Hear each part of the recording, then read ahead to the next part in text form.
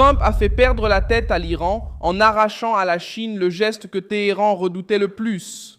Pékin, le grand acheteur du pétrole iranien, est apparu aux côtés de Washington, exigeant la stabilité dans le détroit d'Ormuz et bloquant l'aventure nucléaire du régime des ayatollahs.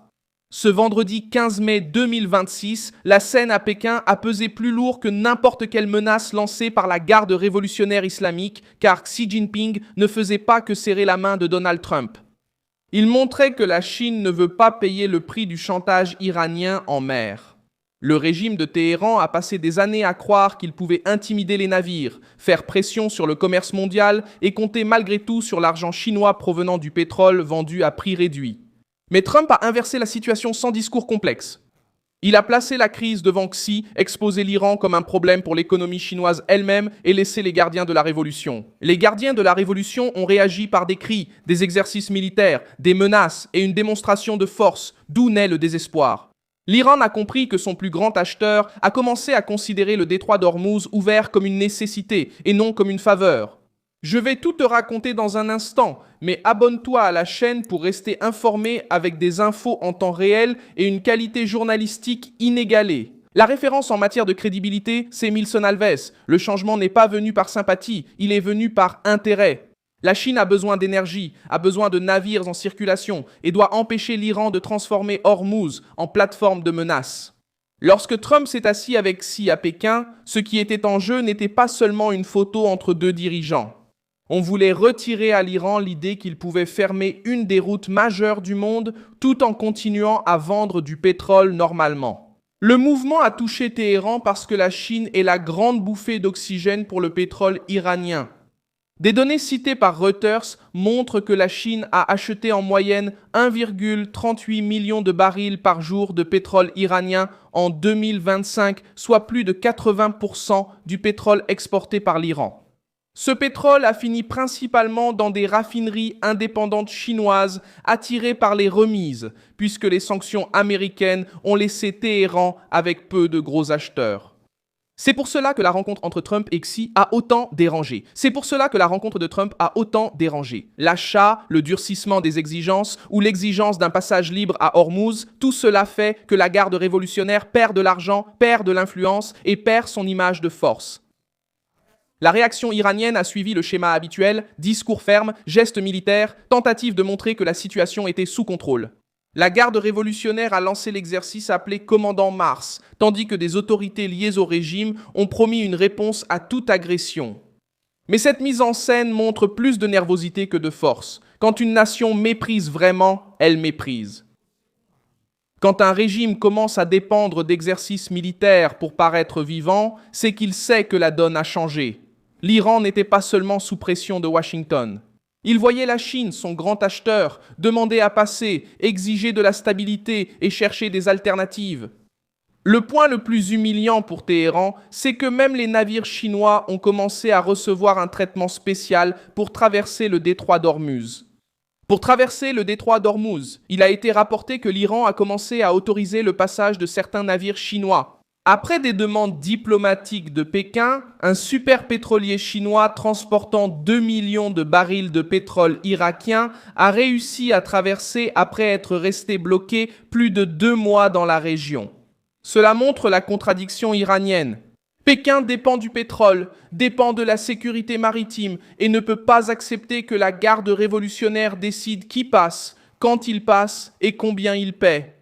À partir de là, l'Iran a compris que sa position n'était pas si confortable. Le régime pouvait crier contre Washington, mais il ne pouvait pas ignorer que la Chine voulait aussi que le détroit d'Ormuz reste ouvert. La pression américaine s'est également accompagnée de sanctions. Avant la réunion, Washington avait déjà ciblé des entreprises chinoises liées au commerce du pétrole et aux matériaux utilisés par l'Iran. Cela a publiquement dérangé Pékin, mais cela a aussi mis en évidence une réalité. Faire des affaires avec Téhéran est devenu plus coûteux.